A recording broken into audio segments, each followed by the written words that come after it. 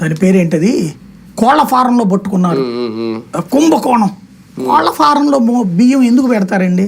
కోళ్ళకి మేతగా పెడతాడు, దానికి అదొక కుంభకోణం అంట. రెండోది, ఈ తీసుకెళ్ళి ఏం చెయ్యాలి? దీని మీద ఇప్పుడు 60 మంది బతుకుతున్నారు. ఇవాళ కాదు ఇది, మన చిన్నప్పటి నుంచి జరుగుతుంది. ఎన్టీ రామారావు గారు బియ్యం ఇచ్చినప్పటి నుంచి జరుగుతూనే ఉంది.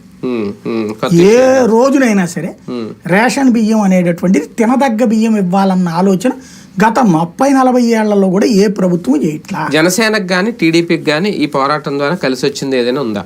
ఏం లేదు, జగన్ తిట్టడానికి ఇంకో 4 ముక్కలు తప్పించి జనంలోకి వెళ్ళలేదు. ఈ పాయింట్ మీరు తెలుగుదేశం వాళ్ళు సంతృప్తి పడుతున్నారంటే వాళ్ళు కూడా నవ్వుకుంటున్నారు, మన ఓటు పేపర్లో ఎరగదీస్తున్నారు. మీరు కరెక్ట్ గా ఆలోచిస్తే టీడీపీ వాళ్ళు ఇన్వాల్వ్మెంట్ పెద్దగా ఎక్కడా లేదు, మీరు అబ్జర్వ్ చేయండి. ఎక్కడ ఇప్పుడు అమ్ముతున్నది ఎవరు? ఆ గొడవలో ఎవరు ఇన్వాల్వ్ అయ్యి గట్టిగా మాట్లాడింది ఉంది. ఆయన కూడా ఇప్పుడు అక్కడ కాకినాడ ఎమ్మెల్యే కూడా ఆయన అక్కడ నిలబడ్డారు, ఆయన ఏదో పవన్ కళ్యాణ్ గారు తర్వాత కామ్ అయిపోయింది అంతే. దాని పెద్దగా వాళ్ళు వాళ్ళ పరిపాలన అనుభవం తెలుసు కదా టీడీపీ. పైగా అక్కడ లోకల్ ఏం జరుగుతుంది ఇంకా బాగా తెలుసుకోండి బాబుకి. పరిపాలన అనుభవం తెలిసిన వాళ్ళు కాబట్టి దీంట్లో అనవసరం పెంట చేయకూడదని వాళ్ళకి తెలుసు. ఇదేంటంటే కరెక్ట్ గా చెప్పాలంటే ముళ్ళ కంప మీద చీర లాంటిది, సిల్క్ చీర లాగితే చిరిగిపోద్ది. కాబట్టి తెలుగుదేశం వాళ్ళు సైలెంట్ గా ఉంటారు, వైసీపీ వాళ్ళు సైలెంట్ గా ఉంటారు.